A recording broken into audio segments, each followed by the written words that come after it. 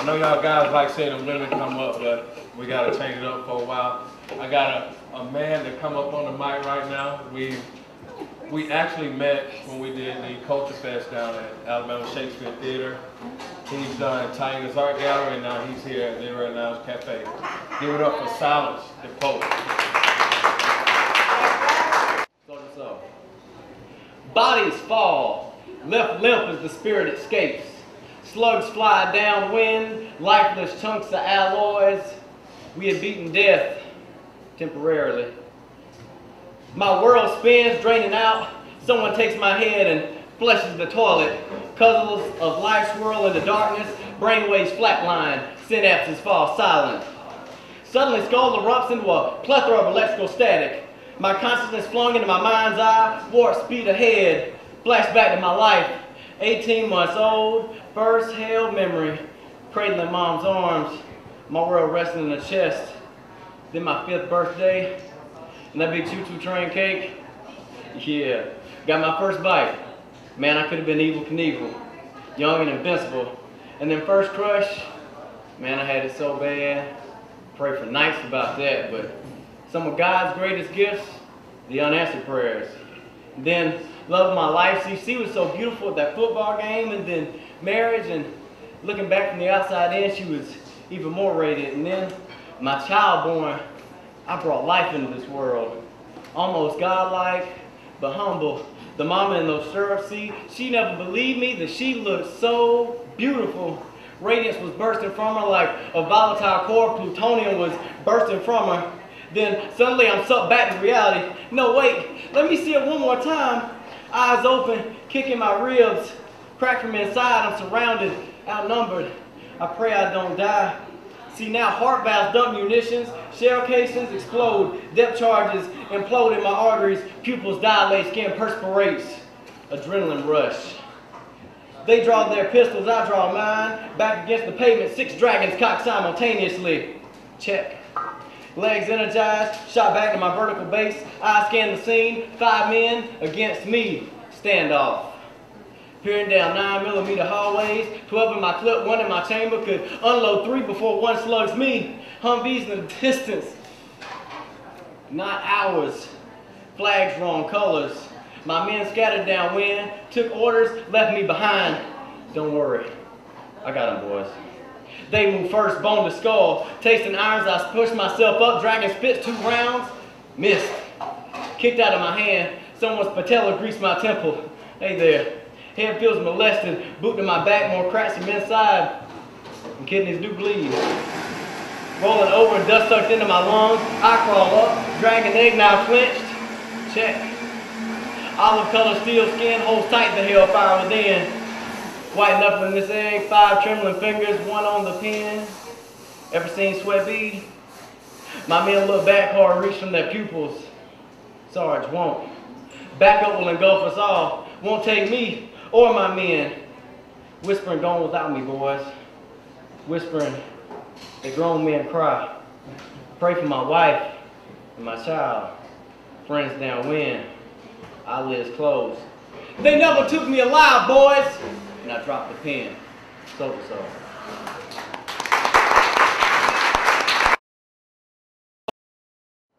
I'm tired of preaching messages to youth and getting responses of rolled eyes and whispered taunts like, this white boy think he knows anyway. Like I can't speak on hip-hop or the infestation of ignorance we'll continue to let ourselves fall victim to simply because of the complexion of my skin. See, ink-filled pens that spill truth don't see no color, only emotions and intellect in the hands of the artist. So surely of all people, the oppressed will become the oppressors. But yet again, here I am again, taking life hardly because of who I am again. So just exactly who am I to poetically preach this urban sermon anyway? Because everyone wants to blame the white man for something. That makes me alone just a man of hated color.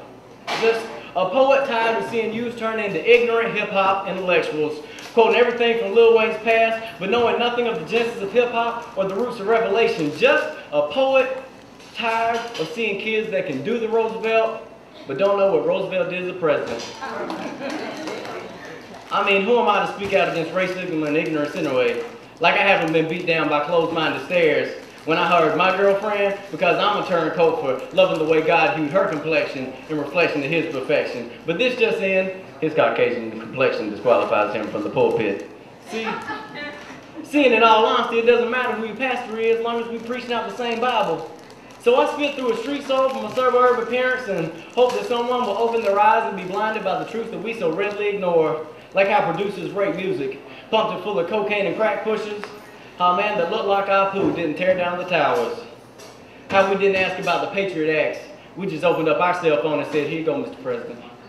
But me and Georgie have the same complexion, so we're judged by the same discretion. This white veneer makes the events in my life hold no weight in the scales of realness. But no matter how you slice it, real is real, poor is poor, and hurt is hurt.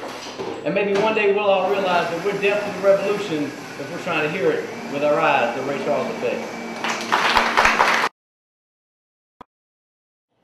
See, I love her, and if I only possessed a raindrop of God's infinite wisdom, I might be able to express how deep my love goes. But since I'm incarnated in this realm of flesh, one of the few and best ways I've ever found to describe it is...